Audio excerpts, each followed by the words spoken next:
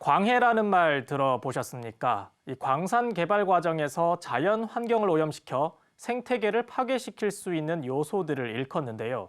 현재 전국에 5,000개가 넘는 휴폐 광산이 존재하는 상황에서 이 광해를 방지하기 위한 일은 자연 보호를 위해 또 안전을 위해 무엇보다 후손들에게 깨끗한 환경을 물려줘야 하는 매우 중요한 과제입니다. 광해 방지, 어떤 사례가 있고 어떻게 이루어지는지 강원도 태백 일대에서 직접 취재했습니다. 2007년부터 지난해까지 약 1조 2천억 원이 투입된 광해 방지 사업. 광산 개발 과정에서 집안 침하나 폐석, 먼지 날림 등으로 발생한 자연 환경 훼손을 복구하는 겁니다. 광해 유형 가운데는 산림 훼손이 32%로 가장 많은 부분을 차지합니다. 태안광업 한보광업소가 운영하던 강원도 태백의 1, 2광구 일대 역시 석탄 폐석으로 훼손된 11,000제곱미터의 임지 복구를 완료했습니다. 15,000그루가 넘는 나무가 심어졌으며 석재 옹벽과 수로 등으로 탄광이 있었던 흔적을 말끔히 지웠습니다. 직접적인 광해 방지 사업은 아니지만 폐광을 활용해 관광지로 개발된 모습도 눈길을 끕니다. 옛 갱구는 시민들이 자유롭게 드나들며 자연과 함께 산책할 수 있는 공간으로 거듭났습니다.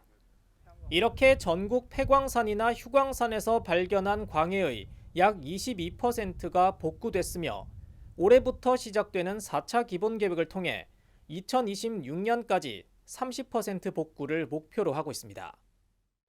전국에 약 5,500개의 휴폐 광산이 존재하고 있으며 3,300개의 광산에서 광해가 발생한 것으로 확인되었습니다.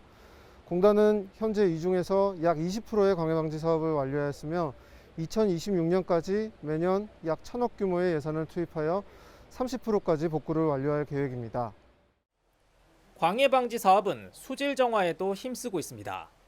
1954년부터 1993년까지 40년간 석탄 생산지였던 강원도 태백의 함태탄광. 폐광된 지 30여 년이 지났지만 탄광이 있었던 곳에서는 끊임없이 물이 흘러내리고 있습니다. 폐광 후 세월이 흐르면서 중금속 등이 포함된 광산 배수가 나오는 겁니다. 그러나 이 물은 바로 하천으로 흘러가지 않고 광해 방지 사업을 통해 만들어진 바로 옆 대규모 수질 정화 시설로 모입니다. 첫 번째 수처리 과정에서 물에 산소를 투과하자 여전히 많은 철 성분으로 인해 물은 한눈에 봐도 붉은색을 띱니다. 이 물은 약품 처리 과정과 침전, 모래를 이용한 여과를 거쳐 인근 하천으로 방류됩니다. 정화된 물의 수질은 청정 지역을 기준으로 했는데 실제 방류되는 물은 기준치보다 훨씬 더 깨끗합니다. 청정지역 기준치보다 엄청 상이하게, 예를 들어서 철분 같은 경우는 2ppm을 이하로 내보내게 돼 있는데 0.01ppm으로 내보내고, 망간 같은 경우도 기준치보다 하해가지고 0.소수초 아래로 다 내보내게 되겠습니다.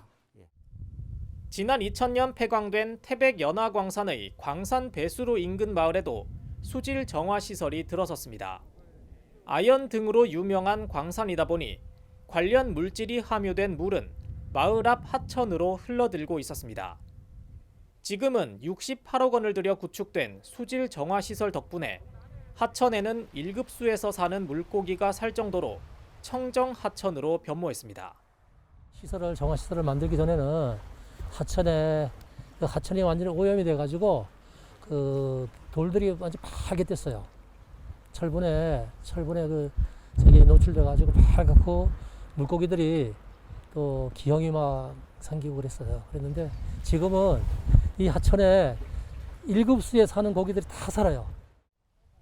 무엇보다 이 수질 정화 시설은 다른 곳과 달리 마을과 함께 어우러진 공원으로 조성된 점이 특징.